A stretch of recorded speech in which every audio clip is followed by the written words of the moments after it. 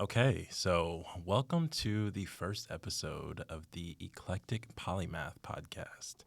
I just want to start off saying that this is a different type of podcast. I know I've done a bunch of podcasts at this point, but recently I've been very infatuated with the concept of doing deep dives and going down rabbit holes purely from a curiosity standpoint and really just listening and searching, I should say, for answers to questions that just pop up in my head.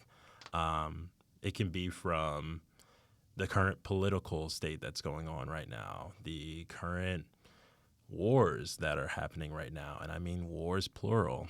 And it can't even be about like the financial system or random deep dives of cooking recipes, how it came to be, or African spirituality or anything like that. Like, honestly, I have so many thoughts that pop into my head every single day.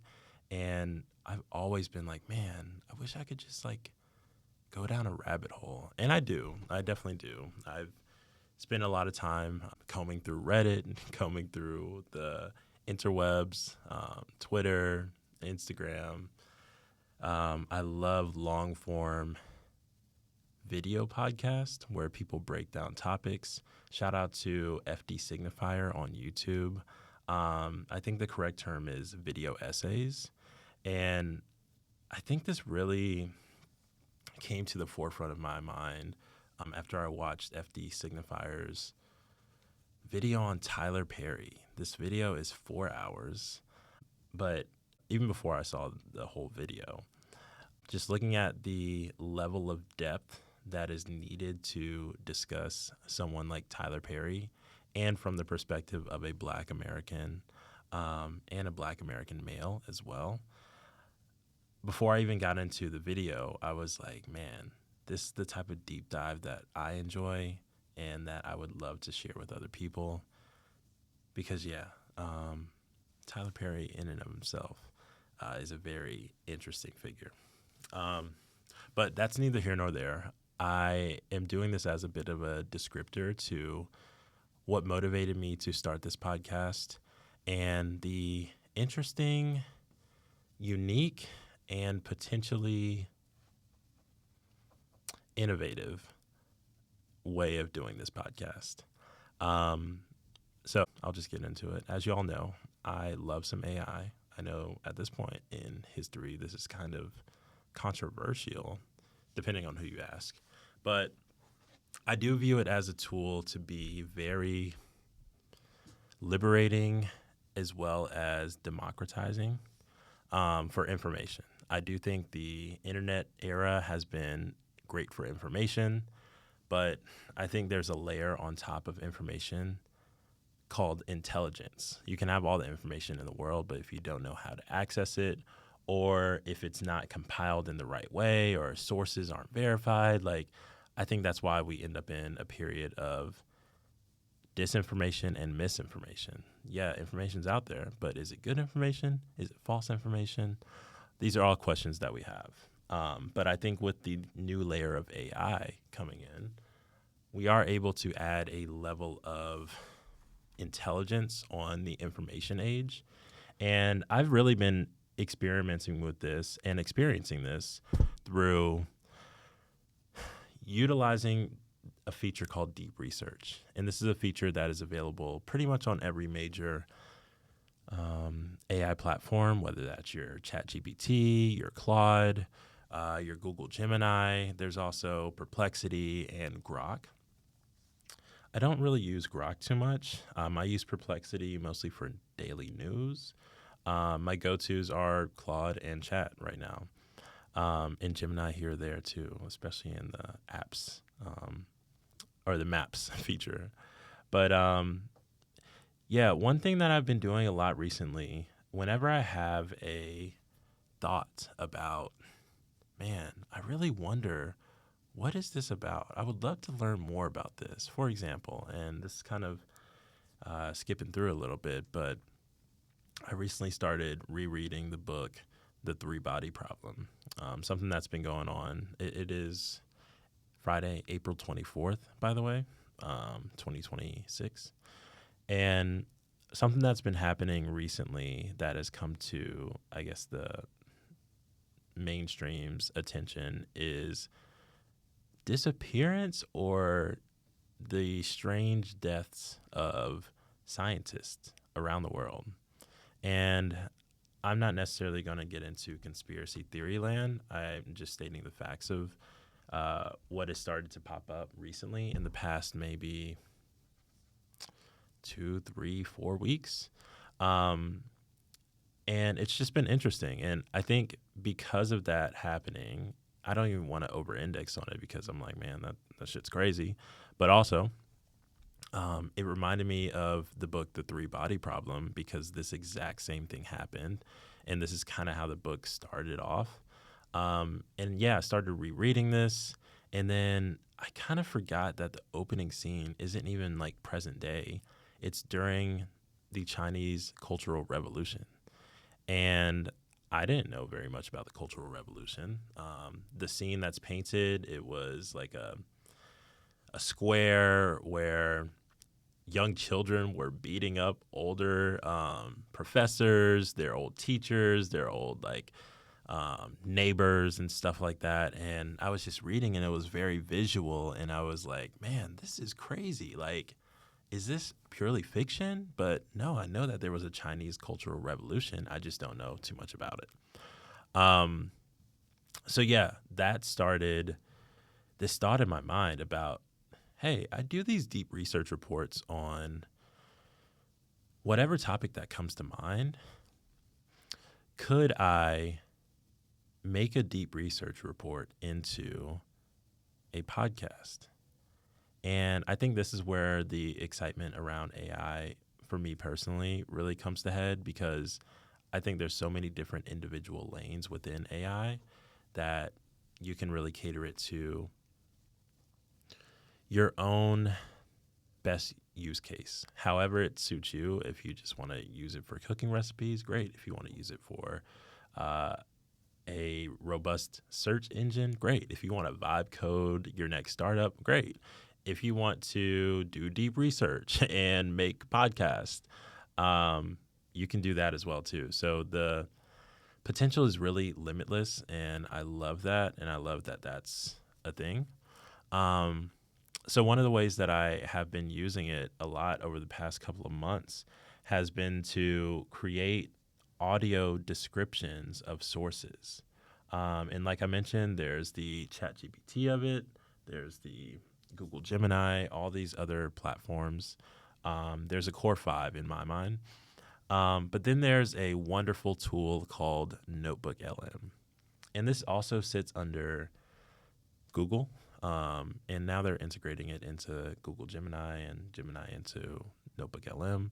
Notebook LM is probably my favorite of the tools, but for a different reason than a traditional large language model like a ChatGPT or a Claude. Because Claude is definitely my favorite right now, although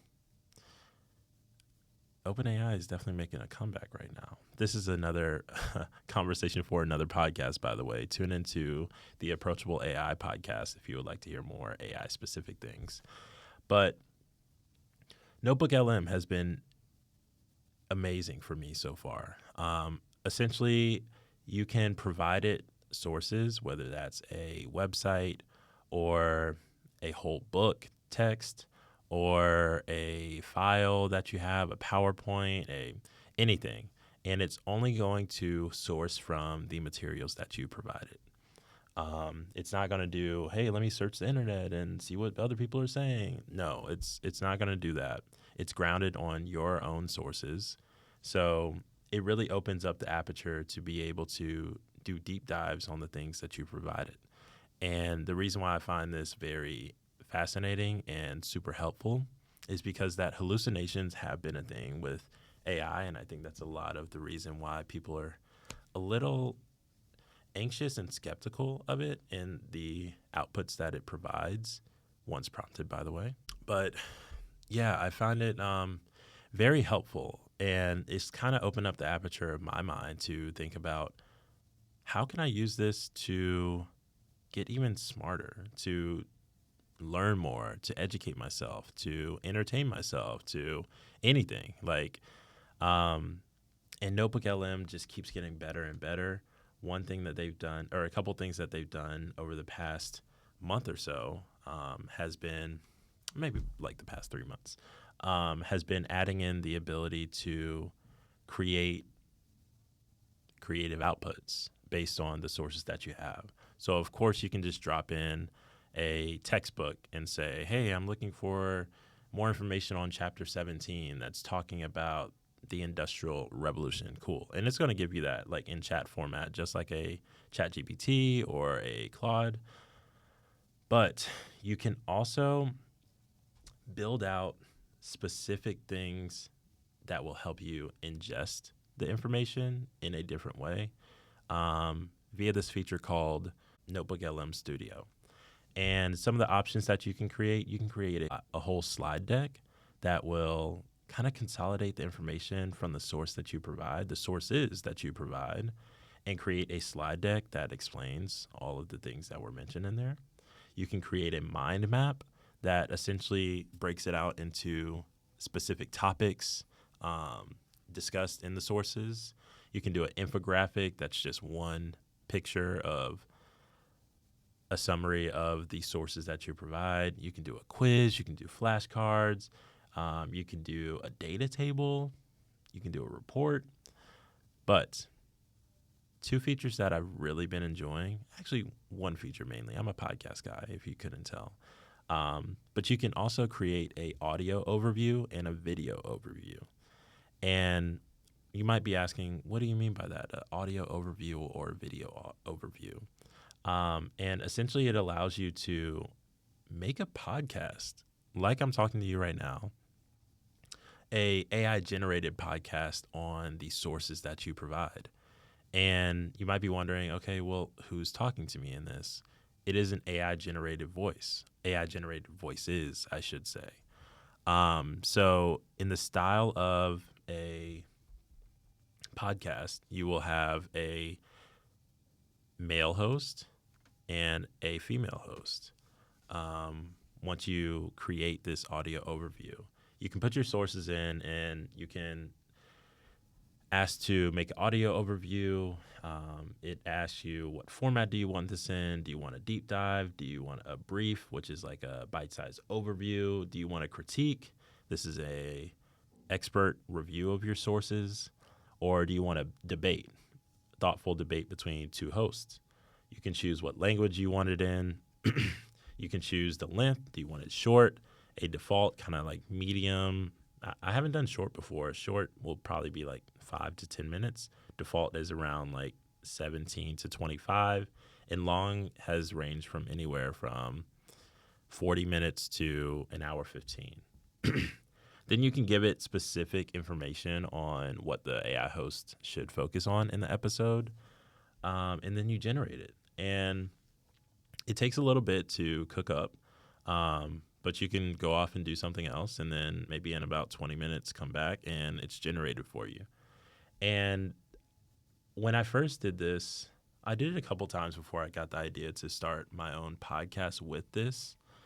But it was very helpful for me as a visual learner and a audio learner. I learn in a lot of different ways, but I find that I really take in information so well in podcast form, mainly because I'm able to do other things. I listen to podcasts while I'm driving, while I'm washing dishes, while I'm walking my dog. I much prefer audio information share over visual information share. I do like reading. I like all this stuff, but I listen to audio a lot. And yeah, it's just been really interesting to have any type of topic be able to be articulated to you in a entertaining way. Like, imagine one podcast that I listen to pretty much every day is NPR's Up First, and they basically just give you the three of the top stories every day and kind of consolidate it, and it's the same host Monday through Friday, and they give you the information of the story. And it's super helpful to be informed. I just think it's so cool to be able to focus hosts, someone else, quote unquote, someone else, on any topic that you want. Of course, there is always bias in what stories are selected, who's selecting the stories, what angles you're coming from. But to be able to use a tool, almost like an instrument, to give you a specific output, I think that's very innovative and revolutionary. So yeah, this has been a long walk to describe this, but I promise you it's going to be helpful. Solely because I had the idea, and this is where I'll get into the format of this show. So instead of me sitting here and giving you the deep dives of deeply researched by my own hands, me reading through books and coming back and crafting, doing multiple takes and all of this, I'm solely going to put out information that I have had research for me and put it out in podcast form. And it won't be me on the podcast. It will be two AI-generated hosts. We can come up with a name for them together. I'm just kidding. I already came up with a name. Me and my girlfriend came up with a name for both of them. The male, his name is Charles. We're coining him as Charles. And the female is Jade. I will give you a rundown of their voices. Actually, no, I won't give you a rundown of their voices. You will get very used to them. I have gotten used to them as well, too. And as Google continues to get better with the voice optimization, it kind of starts to fade into the background that they are AI generated. And that may sound scary. That may sound, oh, this is taking away human jobs. Okay, cool. Like that's true to a certain extent. But I am viewing it from the lens of it opening up potential for more stories to be told, more information to be shared, and it's not a finite thing, in my opinion. Information is not finite. We know this. So yeah, that's what's going down. And when it comes to my process, one thing that I wanted to make sure to communicate was the overall process of sourcing information. I did go to journalism school. I do have a journalism degree, and that is always of the utmost importance to me. The journalistic integrity of information and making sure things are sourced, making sure things are accurate, making sure things are as unbiased and objective as possible. And the reason why I say as possible is because there is no way to be truly objective. That's another story for another day. But the way that I go about gaining this information in order for it to be distilled to a AI generated podcast, I also use AI. And you may be wondering, that's a hat on a hat, potentially on another hat, especially if you distrust AI and the sources that it uses and the hallucinations, et cetera, et cetera. And that's fine too. Maybe we can do a podcast on that as well. Valid concern. However, I implore you to do a little bit more of a deep dive of some research into a tool called Deep Research that I mentioned. The ability to do some deep research on specific topics and have the AI go check out verified sources. The entire process is very interesting in being able to have it source the internet for very specific topics. And it's not just like your regular chat GPT search. It's going to take a while as it runs through sources, verifies authors, verifies legitimacy, double checks sources, pairs it with other sources so that you have that at least 2 to 3 sources have corroborated this information. That's a journalistic practice, by the way. you find that the process is essentially very similar to if there is a human going through, I'm going to Google, let's say the topic is the Iraq War. And I wanted to learn more about how it started and how it developed, key players. In the previous world that we lived in, pre-AI, someone would go on Google and search up primary sources, sources from verified publications, whether that's a BBC or a Reuters or a CNN or a Fox News or MSNBC. I'm going through articles, I'm reading, I'm compiling all of these sourced articles and primary sources, secondary sources, and compiling them and creating a research report myself. That's how it's worked up until now. Before that, you would use an encyclopedia or you would go to the library and check the sources that are there, or there's a lot of different ways to gather information. And from the person that originally was sourcing information from a library system or encyclopedias or newspaper archives, the transition to something like Google was a step in the future. Wow, this is so much faster. And also there's probably still concerns about the legitimacy of this. But now we're witnessing another transition where it's building on top of the last one, in my opinion. And I think it is a very legitimate way of retrieval of information and sources. I'm always going to check out what the sources that the AI pulls are, read through the sources, make sure it's legitimate, make sure it's not hallucinating. And that's one reason why I love deep research. And then from deep research, Notebook LM, deep research provides the sources and the links directly to the information that it's pulling. And it verifies across multiple different sources if this is legitimate or not before it includes it in a deep research report. So I say all that to say, once again, this is a long walk, but this is the first episode, and I wanted to set the table before I dropped new episodes after this. And if there's any question about the legitimacy of this process, please refer back to this episode. I may touch on it a little bit here or there, but honestly, this is really just something for me to host my very intricate thoughts and desires for information and kind of chronicle this journey of information gathering and wisdom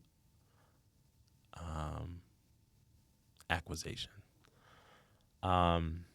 So last part of this, the process that I go through in a very condensed method, I run deep research reports across the 5 major AI platforms. That's OpenAI's ChatGPT, Anthropic's Claude, Google Gemini,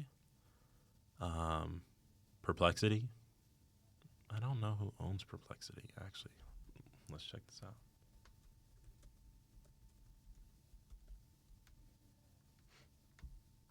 Perplexity is a privately held company. I should have known that.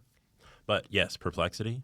And then Grok, which is XAI. So those are the main 5 that I use. And the reason why I use those 5, outside of them being the main ones, and the reason why I use multiple deep research reports in general, is because I am cautious about AI starting to form a bias, and not just a model or a specific search prompt, but the systems in and of themselves. And my hypothesis is this will continue to develop and take form. And what I mean by that is, let's say ChatGPT has a very specific POV of how they provide research, or this is the tone that we're going to come back in this, or on this type of topic, I will take this slight leaning. Like, it's bias. Like, and that's why I say at the beginning, like, bias is inevitable. And I actually think that it is partly a good thing that bias is starting to form, and it's less of a opaque thing and it's more of a present thing. But I think that's only good in the case that there are multiple perspectives to be acquired. So because of this, I like to get information from multiple sources. This is my journalistic practice. Multiple different sources and compare them. So even if OpenAI has its own perspective, and that's like seeded in throughout chat responses, deep research reports, cool, that's great, have that. But also, I'm going to go to Google Gemini and do the same research report. I'll generate a prompt and lay this out to all of them in the same exact way, and essentially get all of their perspectives on this same topic. So, of course, with this, there will be overlaps. If we're talking about, hey, I want to learn more about the 2016 election, I'm sure if I would be actually very upset if they didn't talk about the two candidates that ended up being Donald Trump and Hillary Clinton. There's going to be consistencies between them because factual information is very hard to dispute.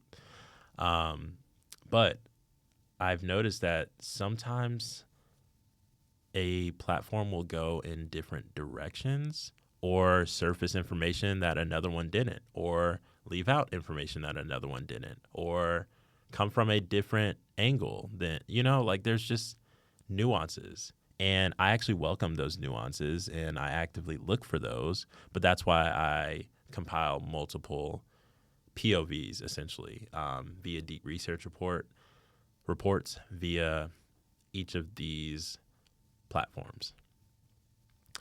Almost done. Have about 3 minutes left. I'll probably go over a little bit. But so I run a deep research report on each of these AI platforms. I wait for them to finish. Each of them takes about anywhere from 15 to 30 minutes, sometimes up to like 45 minutes. Like, I usually do this and I go about my day. I head to work, or I go work on something else, or I go to the gym, or anything. And then as these deep research reports are completed, I take the I take the report and then I drop it into Notebook LM. I name it, this is ChatGPT, blank, blank, blank. This is Claude's, blank, blank, blank, whatever the topic is. This is Grok's, etc. So it has all of the systems and reports inside of Notebook LM that it's then sourcing from. Then I have it generate a audio description, and I'll also do a mind map just so I can see it pretty quickly. The mind map actually gets created very quickly, maybe in about like a minute or so off of the sources that you provided. And then I just go from there.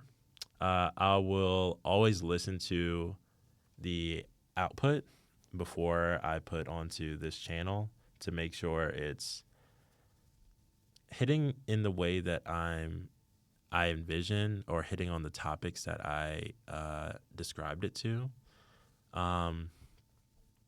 and just quality control. That's a big thing with my AI usage. I have gotten to the point where I use AI pretty much in everything. Not in everything, but I think it's more, when should I use AI? When should I not use AI? And if I am using AI, what is the level of diligence that I'm going to comb through this AI-generated information with? And I think that's a very important piece, and that's why humans will always be in the loop. That's why this human will always be in the loop. You can generate whatever AI, and I will take it as legitimate. after I've done my journalistic duties of vetting said information and understanding where this is coming from, et cetera, et cetera. So I say all this to say I'm trying something new here. I am looking to be innovative, but also just let my thoughts and questions and curiosities run wild. I think as a listener or someone out there that is maybe neutral AI or anti-AI, they might say, Joshua, why don't you just get the information and then do the reporting yourself?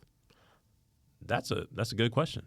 That's a great question. I definitely could do this, and maybe will on certain cases. But I want to reduce the friction of question popping up in my mind or desire for more information popping up in my mind, and this information being researched and the output is available to both me and the world at large. The time in between of that, I think, has the ability to shrink. And it makes me think about what is the objective that I'm looking for here. Am I looking to make a podcast that is a deep dive from me and I'm giving my POV and this is what I thought about this? Not necessarily. I'm purely just looking for the information. The human input that I have is this thought came from my mind. I gave it this very specific prompt, which I should talk about as well too. When an idea pops into my mind that I think, hey, I want more information about this, I provide a prompt to an AI via voice as well. So just as you hear me talking in this manner, it's exactly how I will talk to an AI when I'm giving it a prompt. I always use audio whenever I'm creating a prompt. And I'll start off like, okay, Claude, okay, Gemini, okay, whatever. I'm looking to learn more about Martha Stewart and her rise to fame, some of the allegations, some of the convictions. And I'm actually really curious about focus on where she came from, interesting ties that she has. Spend a good bit of time of learning about her story, her upbringing, not just her upbringing, but her parents and the people around her, the social circles that she was in, what schooling she had, what was their like POV, what was their curriculum. I'm essentially giving this example to show that a lot of the desires for information are very singular from my perspective. There's many different ways to go about learning about someone like Martha Stewart. I could just say into ChatGPT or even Google, hey, tell me about Martha Stewart. Cool. It's then going to decide what parts of Martha Stewart is it going to tell me about. The reason why I think that it's beneficial to have my POV at the onset is because I know exactly what I'm looking to learn. And I'm also aware of the things that I am not aware of. I know what I don't know. And guiding it in a very specific way is a very intimate process. And I really enjoy giving my own prompts whenever it comes to learning more, because I can get as specific or as generalized as I want. And I will likely and many times do spend multiple minutes, sometimes up to 15 minutes recording just like this and giving a specific layer of information and perspective of the type of information that I would like to receive back.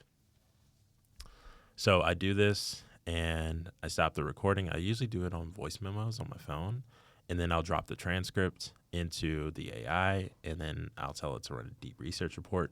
Sometimes, depending on the system, it comes back with a couple of clarifying questions before it goes off and does the research.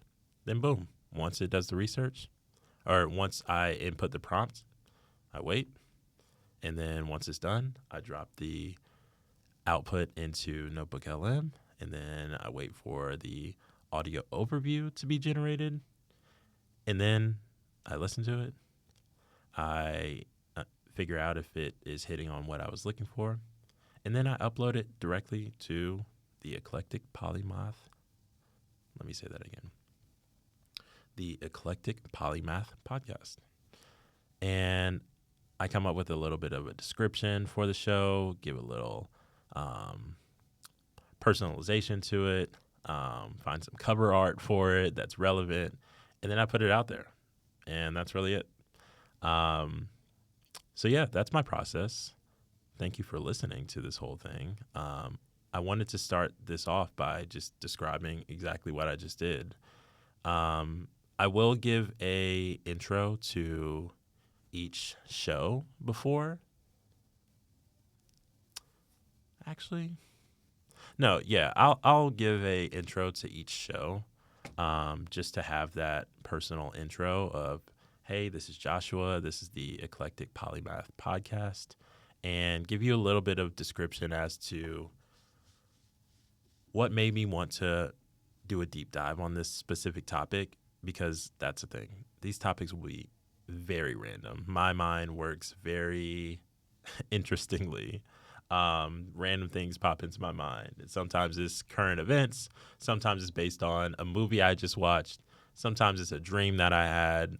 It's random shit. Like, I'm just going to keep it a buck with you. There is no continuity between these unless otherwise stated. So I will give a bit of a preamble before our lovely friends Charles and Jade take over. And maybe in certain cases I'll give a outro, little conversation. But yeah, I think given the context of where it came from and why, and also any disclaimers, I will lightly touch on the process or revert people back to this episode. And yeah, that's kind of it. I'm thinking if there's anything more that I want to address, maybe I'll label whenever there is a deviation from this process, and it might be a special episode that I'm just talking about adjustments to the process or anything like that. But yeah, this is essentially it. Last thing I'll say is, yeah, the goal of this is to learn more, go down rabbit holes, understand, increase intelligence and wisdom, question everything, be informed about as much as you can, explore your own personal interests. This isn't going to be solely focused on current events and the war in Iran, or, it could be on very fun things like, man, I just went to go see the new Michael Jackson movie. Hey, I would love to learn more about Michael Jackson's story, and specifically this angle here.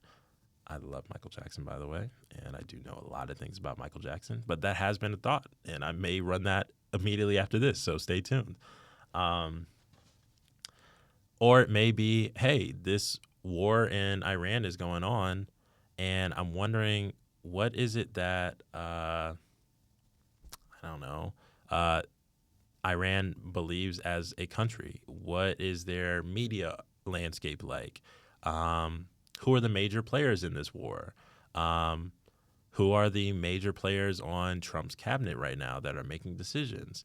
Who are our allies? What are their motivations? Like, literally just anything that pops in that I'm very curious about, we're going to put on here. There's going to be no restrictions. Who knows? It might be learning more about Harvey Milk and the LGBTQ movement that happened in San Francisco and on the West Coast and spanned across the world. It'd be a deep dive on the Black church in the South. There's really no limit to where my imagination and curiosity goes, as you guys will find out very soon. But that's the whole point of this. And I view AI to be a major, major partner, and increase in intelligence to be able to increase our own intelligences. So yeah, it's a huge unlock in my opinion, and hopefully this podcast shows you a little bit more of what it can do, and hopefully we learn a lot that comes from this. So whoever is out there listening, thank you for listening, and I will remind you to stay curious and learn more. I need to figure out a better tagline. I like stay curious, honestly. Yeah, stay curious. This is a mantra to myself. Stay curious. Okay. Hit me up. I will have my contact information if you have any questions or if you just want to chop it up or anything like that. But yeah, I hope you enjoyed this inaugural episode of the Eclectic Polymath Podcast. And until next time, peace.